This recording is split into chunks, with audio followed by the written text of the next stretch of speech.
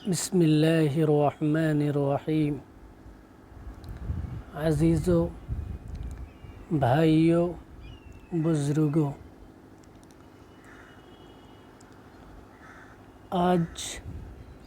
کی اس مجلس میں دو باتیں مجھے آپ کے سامنے پیش کرنی ہے۔ پہلی چیز یہ ہے کہ ابھی چند دنوں میں قربانی کے ایام آنے والے ہیں۔ ان کے تعلق سے لوگوں کا سوال یہ رہتا ہے کہ قربانی کس پر واجب ہے۔ تو اس سلسلے میں شریعت اسلامیہ کی روشنی میں ان کی رہبری کی جائے، ان کی رہنمائی کی جائے، اس لیے ہم یہ گفتگو عرض کر رہے ہیں۔ تو پہلی چیز کہ قربانی کس پر واجب ہوتی ہے، تو اس کا جواب یہ ہے کہ جس مرد و عورت کے اندر 4 باتیں پائی جائیں تو اس پر قربانی واجب ہوتی ہے۔ پہلی چیز، پہلی شرط یہ ہے کہ وہ مرد و عورت مسلمان ہو، لہٰذا کسی بھی کافر پر قربانی واجب نہیں ہوگی،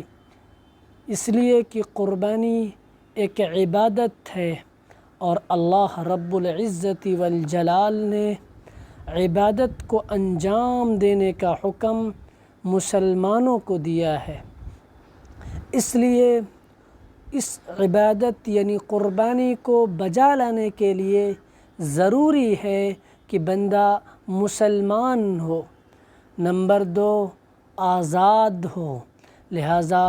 غلام پر قربانی واجب نہیں ہے، اس لیے کہ غلام خود کسی چیز کا مالک نہیں ہے، پھر وہ اللہ کے راستے میں کیسے کسی چیز کو خرچ کر سکتا ہے۔ اس لیے ضروری ہے کہ قربانی کرنے والا آزاد ہو۔ نمبر 3، صاحب نصاب ہو، یعنی 52.5 تولہ چاندی یا 7.5 تولہ سونے کا مالک ہو۔ نصاب کی پوری تفصیل ہم ابھی عرض کریں گے۔ نمبر 4، مقیم ہو، مسافر پر قربانی واجب نہیں ہے، کیونکہ حضرت علی رضی اللہ تعالی عنہ نبی اکرم صلی اللہ علیہ وسلم کا ارشاد نقل کرتے ہیں، لیس علی المسافر اضحیۃ، کہ مسافر پر قربانی نہیں ہے۔ تو خلاصہ یہ ہے کہ یہ 4 چیزیں، یہ 4 شرطیں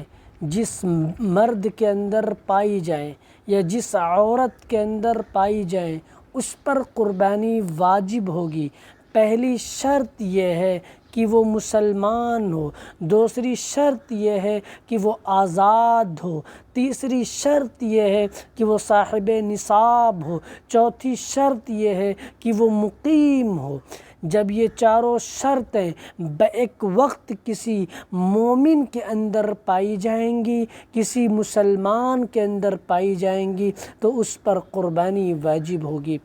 آئیے اب ہم آپ کو بتلاتے ہیں کہ نصاب کے اندر کیا تفصیل ہے، قربانی کا نصاب کیا ہے۔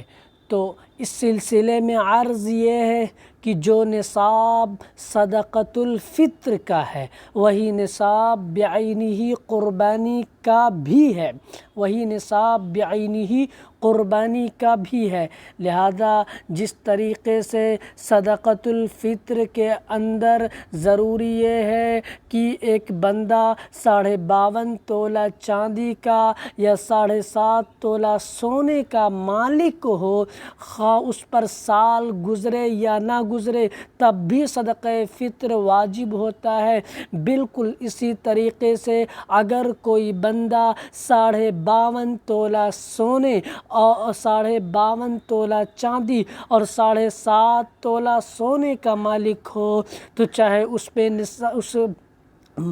52.5 تولہ چاندی پر اور اس 7.5 تولہ سونے پر سال گزرے یا نہ گزرے اس پر جو ہے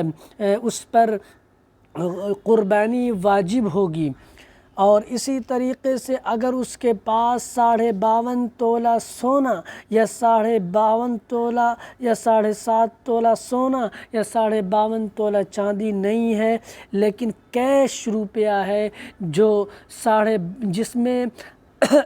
جس کو خرچ کر کے 52.5 تولہ چاندی خریدی جا سکتی ہے تو اس شخص کے اوپر بھی قربانی واجب ہوگی۔ اور اگر کیش نہیں ہے لیکن تجارتی سامان ہے، بزنس کے لیے سامان ہے جس کی مالیت 52.5 تولہ چاندی یا 7.5 تولہ سونے کے برابر ہو تو اس کے اوپر بھی قربانی واجب ہوگی۔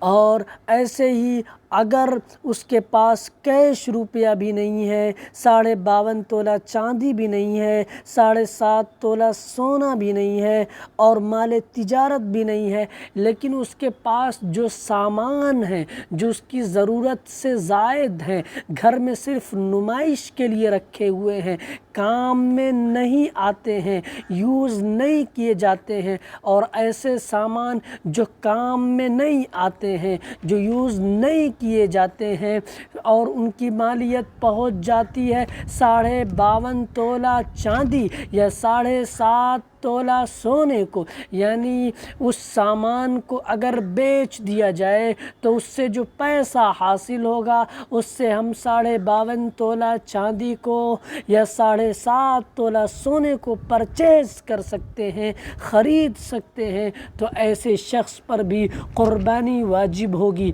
خلاصہ یہ ہے کہ